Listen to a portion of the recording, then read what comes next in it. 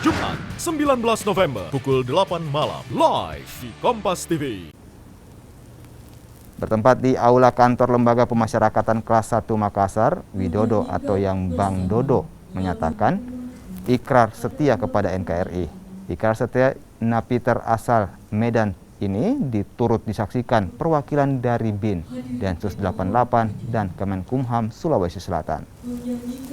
Ikrar setia ditandai dengan pengucapan sumpah serta mencium bendera merah putih dan diakhiri dengan pembacaan Pancasila.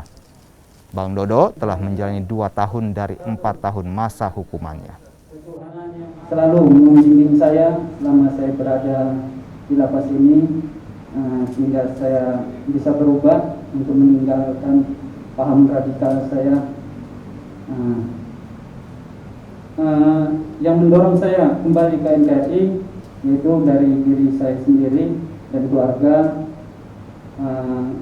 karena selama ini saya sadar bahwa apa yang saya pernah pelajari di luar sana itu bertentangan dengan nilai-nilai kemanusiaan, agama, bangsa, negara kesatuan Republik Indonesia.